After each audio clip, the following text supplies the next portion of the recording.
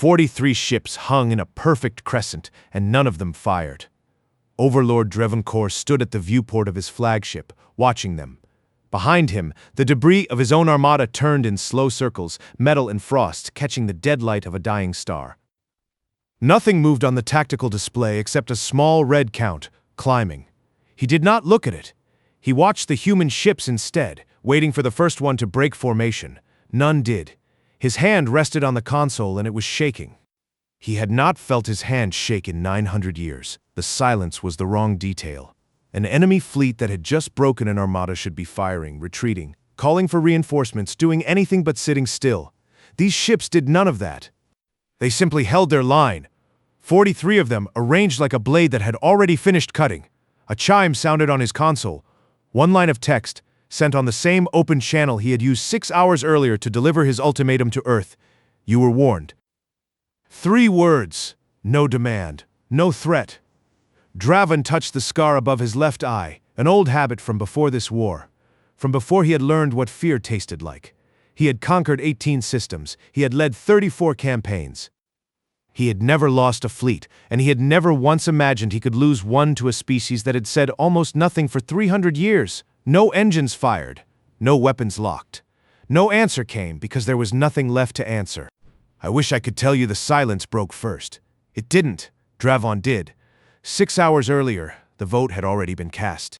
The conclave spire floated above the same dying star, an obsidian cathedral 3 miles wide, built long before any human had looked up at their own sky and wondered what was in it. Dravon stood at the center of the chamber, addressing over 1,000 delegates seated in rings of pale stone. Cold light came down through crystal panels overhead, and the air carried the faint burnt metal smell of old ceremony. His voice did not rise. It never needed to. The human outer colonies represent a strategic vulnerability, he said. 15 capital ships, 40 support vessels, 300,000 ground troops. The territory will be secured within 3 days. Delegate Vex, a Kovani with skin like cracked porcelain, nodded along from the second ring. He had voted for annexation before, and he would vote for it again. It was, to him, simply how the galaxy worked. He leaned toward the delegate beside him and murmured something about efficiency. The other delegate laughed, once, quietly. High in the topmost row, Elder Saluma rose. She was old even by the standards of a species that measured age in millennia, and she had spent 300 years telling this chamber the same thing in the same patient voice, and watching it change nothing. You are certain, she said. It was not a question. I have never been wrong, Dravon answered. Neither had the last 4 species you said that to, Saluma said. Ask the humans what silence means before you assume it. I have asked, Dravon said. They gave no answer. Silence is not a defense, Elder. It is an absence of one. A ripple of agreement moved through the lower rings. Ambassador Sora, seated beside Saluma, said nothing. He had watched her make this same argument for 11 years of his own short life, and he had watched it fail every time. Read the accession treaty again, Saluma said. All of it, not the summary your aides prepared. The treaty is 300 years old, Dravon said. It is a formality. It grants humanity membership. It does not grant them an army. It grants them exactly what they asked for, Saluma said. You have simply never asked what that was. No one asked. The vote passed. 871 in favor, 416 against. It was not close. Saluma sat back down, her hands folded, her eyes on the floor. She had been right before. Being right had never once mattered. Underground, beneath the Andes, a different kind of silence had been waiting. Admiral Kalen Rourke stood in a room with no windows, watching a screen that showed the conclave vote scroll past in translated text. He was 47 years old, and the watch on his wrist ticked 47 times a minute, an old mechanical thing his grandfather had carried through a war on Earth that no alien had ever heard of. He ran his thumb across its crystal without noticing he was doing it. He had been running it across that same spot for 29 years, since the day he was handed command of a program most of his own government had forgotten existed. They're really doing it, he said quietly to no one in particular. They're actually going through with it. Commander Thalia Vance stood behind him, arms crossed, watching the same screen. 22 years in the fleet had left her with a flat, unimpressed calm that most people mistook for boredom. You sound surprised, sir. I'm not surprised. Rourke said. I'm tired of being right about it. He poured himself tea from a dented metal cup, took one sip, and set it down without finishing it. Vance had seen him do this before every major decision of his career. She had never once seen him finish the tea. Paragraph 47, Vance said. You really think they never read it? They read the treaty, Rourke said. They didn't read what it meant. A clause buried in an accession document granting reciprocal application of Concord protocols to any signatory. They wrote it to sound like a courtesy. Nobody ever asked us to define reciprocal, and we defined it, Vance said. 300 years ago, Rourke said.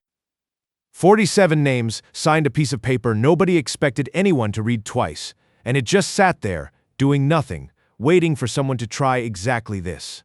Below the room, in a vault sealed since before Rourke was born. Before either of us was born, a single sheet of yellowed parchment sat inside a case of reinforced glass. It had been written in the first year of humanity's admission to the Concord. It had never been opened. 47 names were signed across the bottom of it in ink that had not faded, because it had never once seen light. If this goes wrong, Vance said, there's no version of this where we get a second warning. There's no version of this where we needed a warning, Rourke said. We've had 300 years. That's not a countdown, Commander. That's a promise finally coming due. He walked to a comm panel and keyed a single channel. Activate the Iron Covenant protocol, he said. All Shepard units launch on my mark. For a moment, nothing on the console changed. Then a string of confirmations began scrolling in, one after another, faster than Rourke could read them individually. 4 systems, 43 hulls. 300 years of construction hidden inside routine maintenance schedules, agricultural surveys, and mining permits nobody in the Concord had ever bothered to double-check. You know what happens to us if the Concord decides this was an act of war instead of a legal response, Vance said. I know exactly what the charter says happens, Rourke said. That's the part nobody in that chamber has read yet. He'll be honest, if you'd asked him that morning whether Earth was ready, he wouldn't have hesitated to say yes. What he couldn't have told you was how close the margin actually was, or how much of it depended on an old man's stubborn refusal to raise his voice. Somewhere across 4-star systems, 43 ships that had spent 300 years pretending to be nothing at all began, quietly, to move. In the Grey Reach, a Draken Scout corvette caught the first flicker of it. A sensor operator named Tessick watched a reading spike on his console, a faint gravitic distortion where nothing should have been, and frowned. Report it, his commander said, without looking up from a status board. It's probably drift, Tessick said.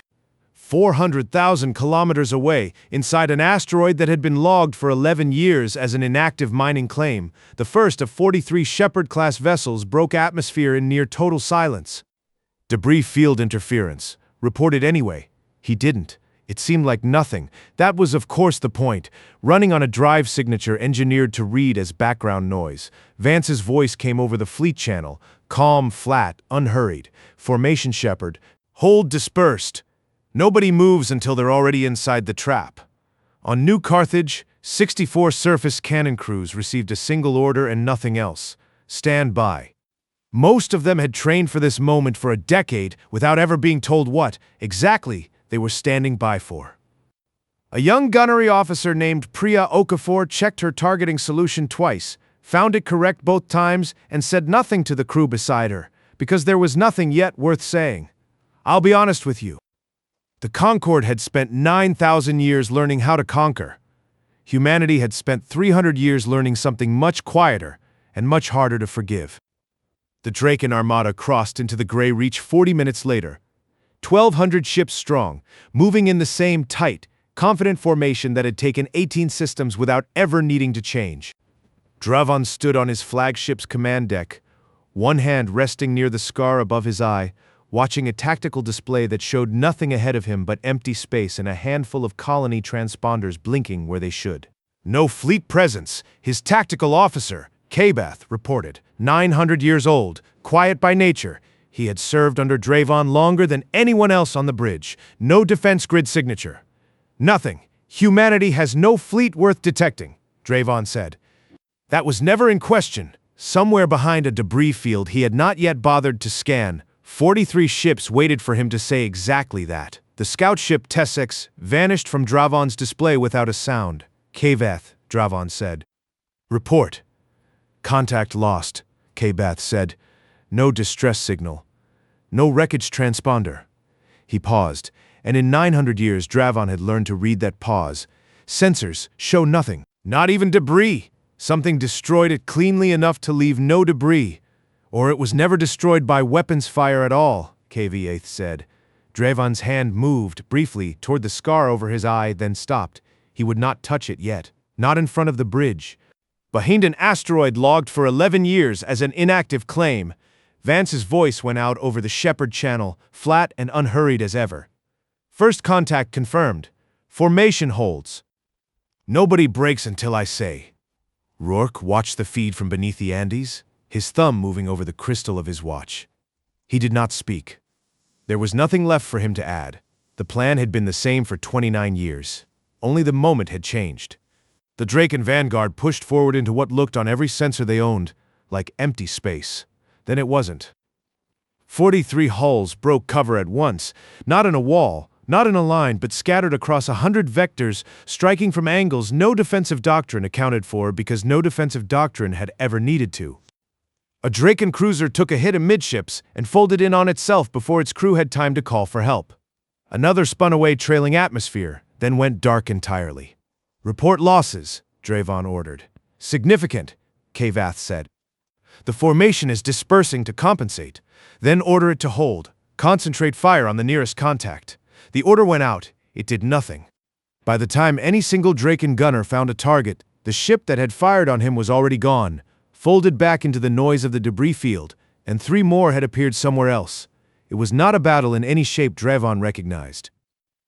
It was closer to being slowly, deliberately unraveled. Kvath said nothing for a long moment, and that silence was its own kind of report. On New Carthage, Priya Okafor watched her targeting board light green, 1 cannon crew at a time, 64 small conformations blooming across the display like something patient finally allowed to exhale. Fire on my mark, she said, and gave it. Draken capital ships that had crossed a dozen systems without meeting real resistance found themselves suddenly, precisely blind, targeting arrays scoured, shield generators failing in cascading order.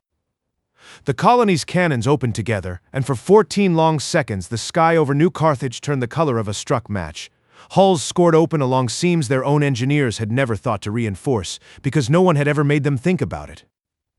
Okafor didn't celebrate. She adjusted her aim and fired again. Aboard the flagship, Dravon watched the numbers climb and understood, for the first time in 900 years, that he did not understand what he was looking at. Bring the reserve fleet forward, he said. Concentrated formation. Force them to fight us directly instead of picking us apart 1 hull at a time. It was the correct order, by every doctrine the Dominion had ever written. Kvath relayed it without comment. The reserve moved forward, drawing tight, disciplined, exactly as trained, and exactly where Vance had been waiting for it to go.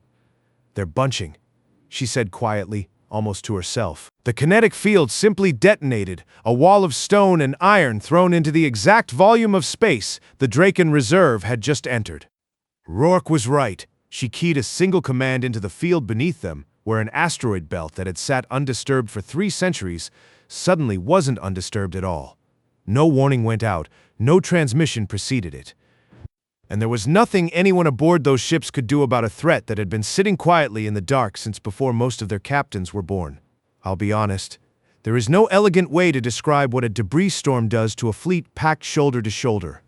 It simply stops being a fleet. Dravon felt the flagship shudder from shockwaves 300 kilometers away. He did not need Kvath to tell him what had happened. He watched it happen on the display, ship after ship going dark in neat rows, exactly where he had ordered them to stand. Belay that formation, he said. Too late for it to matter. Disperse now. No one answered right away. When Kvath finally spoke, his voice had lost the flatness it had carried for 9 centuries. Overlord, we are down to a fraction of the force we crossed into this system with. Dravon said nothing. Somewhere behind his own silence, Elder Saluma's voice from 6 hours earlier surfaced, unbidden, patient, and impossible now to dismiss. Ask the humans what silence means before you assume it, he had asked. They had answered. He simply hadn't understood the answer until it was already killing him.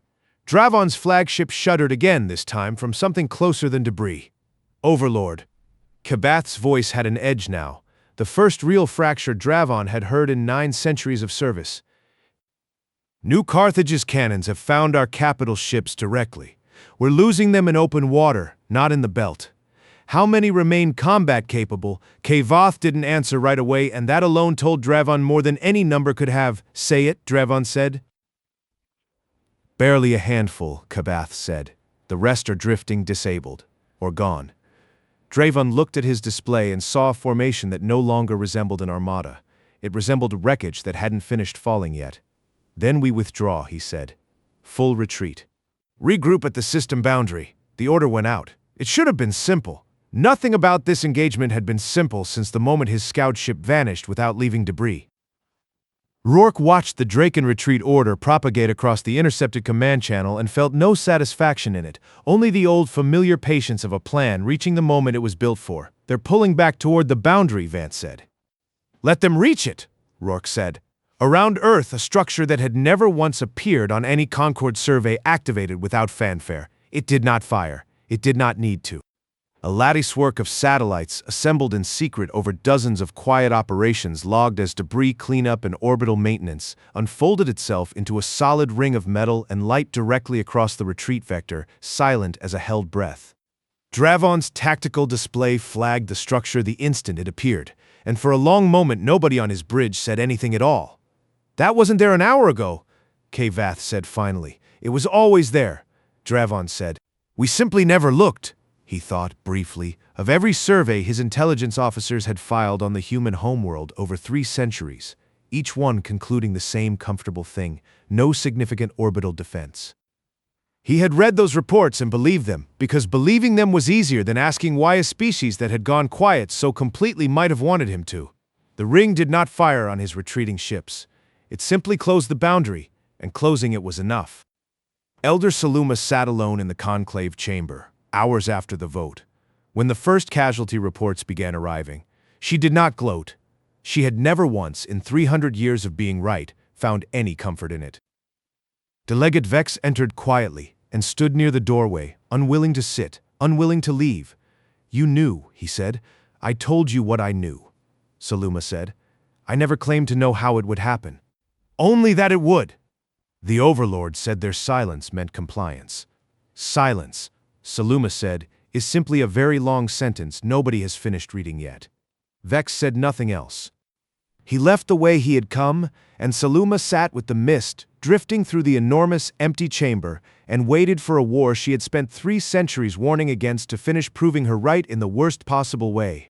Aboard the flagship, with the retreat sealed and the reserve fleet gone, Dravon did something he had not done since before the scar above his eye had healed. He sat down. It was an ordinary chair, built for an ordinary bridge, and he lowered himself into it the way any exhausted commander might, hands loose at his sides, eyes on a display that no longer told him anything he wanted to know. Kavath brought him a data slate with updated loss figures and set it on the console without a word, the way he had done 1,000 times before in 1,000 less catastrophic engagements. Dravon didn't look at it. He simply sat, the scar under his fingers, and for a moment the bridge was as quiet as the debris field outside it. It was, Kavath would think later, the most unremarkable thing he ever saw his overlord do. It was also the moment Kavath understood, with total certainty, that the campaign was already lost. The retreat did not go where Dravon expected. Vance's shepherd formation had never fully engaged the retreating ships, only shepherded them, quietly and without pursuit, toward the one volume of space still open to them. Dravon realized this only when his navigator reported that the boundary ring had closed on every vector except one, a single corridor left deliberately clear, leading directly into the same debris field his reserve fleet had already died in. It's not a retreat route, Kavath said slowly. It's the only door they left open. Then it is a trap built from our own instincts, Dravon said. They didn't need to defeat every ship in this fleet.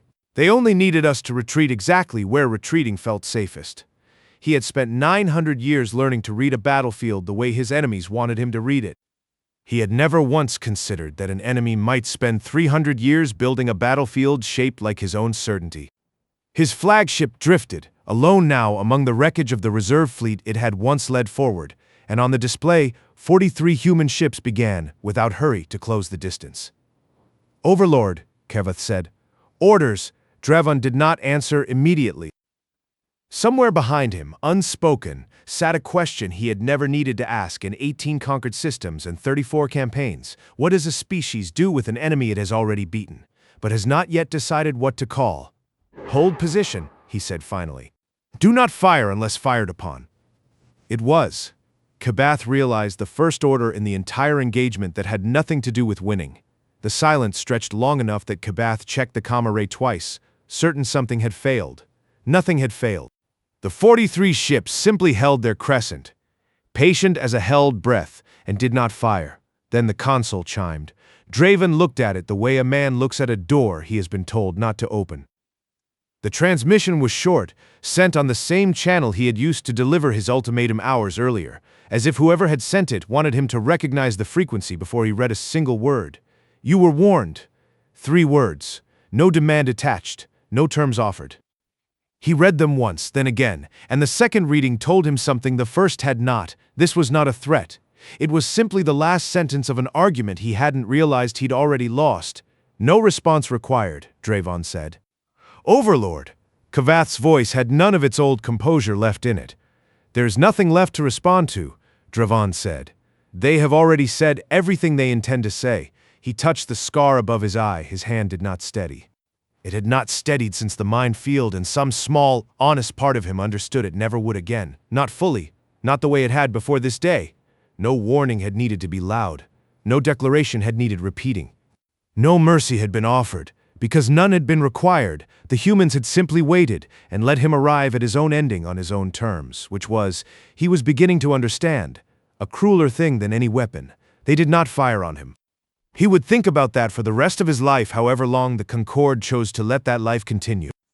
43 ships held their line for 6 more hours while search and rescue craft moved through the wreckage of his armada, and not once did a single human vessel take a shot it didn't need to take. Killing what's left would only cost them the argument they've spent 300 years building. He surrendered formally 4 hours later, over the same open channel. They're not finishing us, Kabath said, watching the rescue operation on the display with something like disbelief. They don't need to, Draven said. We already are finished. In 4 words that cost him more than any battle he had ever fought, the Dominion stands down. Vance's answer came back within a minute, flat and unhurried, exactly as it had sounded through every stage of the engagement. Acknowledged. Hold position for Concorde escort. There was no triumph in her voice. There never had been. That more than anything else was what finally broke something loose in Draven's certainty, an enemy that had annihilated his fleet and felt nothing that resembled satisfaction about it. The conclave reconvened 6 days later, and this time no delegate arrived expecting a formality. Elder Saluma stood at the center of the chamber where Draven had once stood to deliver his 3-day timeline, and the silence that met her was not the polite, dismissive silence of 300 years of ignored warnings. It was the silence of over 1,000 delegates who had finally run out of reasons not to listen. You wanted proof, she said. Proof arrived in the shape of 43 ships and a quiet you refused to translate. Delegate Vex sat in the second ring with his hands folded so tightly the porcelain-pale skin along his knuckles had gone taut. He did not look up. He had voted for annexation without hesitation, the same as he always had, and for the first time in a very long life, hesitation was all he could think about. Elder Saluma, he said finally, I would like the record to show my vote was cast in good faith. Good faith, Saluma said, has never once been the thing in question, delegate. Diligence was. You had 300 years to read a document 47 lines long. None of you opened it. No one answered her. There was nothing left to say that wouldn't have sounded like an excuse. Draven stood before the assembly under escort, not imprisoned, not yet condemned, simply present in a way that felt smaller than anything he had ever been in 900 years of campaigns. When Saluma gestured for him to speak, he found he had only one request left in him. Not the summary my aides prepared for me 300 years after it was signed. Word was sent below the conclave, across a distance greater than any of the delegates in that chamber fully grasped. I would like to see the treaty, he said. The actual document, to a vault beneath a mountain range on a planet most of them had visited exactly once. The vault had been sealed since before Rourke was born. It opened without ceremony, because ceremony had never been the point of it. Rourke carried the charter up into the chamber's cold light himself. A single sheet of yellowed parchment, sealed behind glass, 47 names signed across the bottom in ink that had never faded because it had never once needed to survive exposure. He set it on the conclave table and stepped back, the way a man sets down something he has carried a long time and is finally allowed to put where it belongs. "You built your case around this," Draven said. "It wasn't quite a question." "We built our patience around it," Rourke said. "The case only mattered once someone finally forced us to use it." Saluma broke the seal herself. The chamber had gone quiet enough that the sound of old paper unfolding reached every row of pale stone.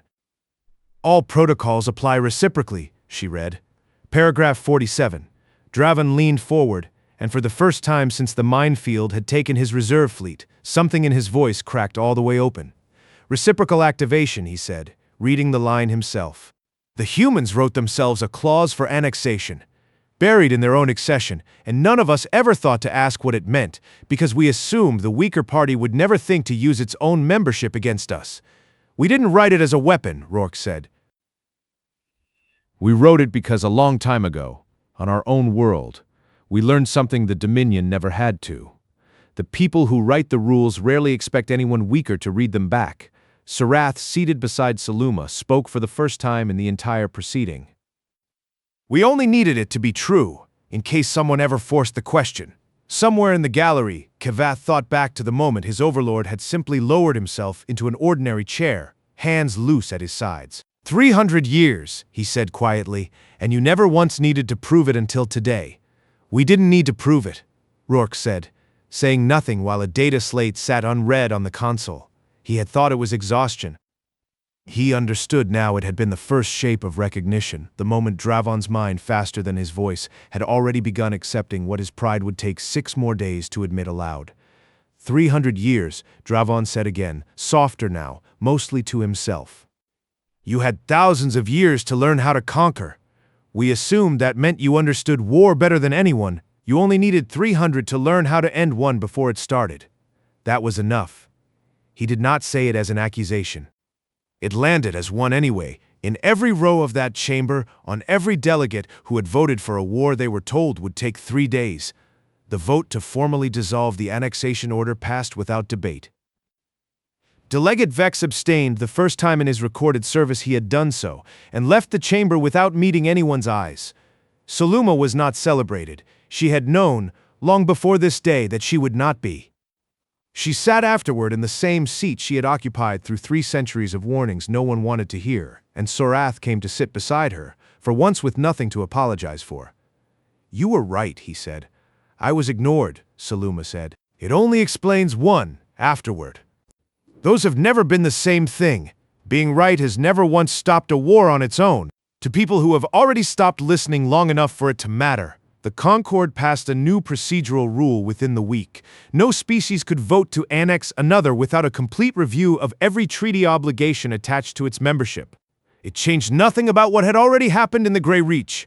It only meant the next silence the Concord encountered, whenever it came, would be read a great deal more carefully. Draven was not executed. He was not imprisoned. His campaigns were stripped from him one at a time over the following weeks, not by force, but by a Concord that no longer trusted his judgment with a single ship. He remained afterward as a kind of standing lesson in rooms he had once commanded from, the scar above his eye, the one part of him age and defeat had left untouched. Rourke returned the charter to its case himself, 3 days after the conclave session ended. He did not seal the vault again behind him. There was no longer any reason to keep it in the dark. On his way out of the underground complex, he passed the dented metal cup he had left on a console 3 days earlier, the tea inside it long since gone cold. He picked it up, looked at it for a moment the way he always did before finishing a thought, and set it back down again without drinking from it. Vance found him there, arms crossed, the same flat calm she'd carried through the entire engagement. "It's over," she said. "It's recorded," Rourke said. "That's not quite the same thing." He looked out through the observation window toward a debris field still drifting somewhere beyond Earth's new, quiet ring of light, thumb moving once across the crystal of his watch, and said nothing else. Behind him, in a chamber 300 years in the making, the charter stayed open on the conclave table long after everyone had gone.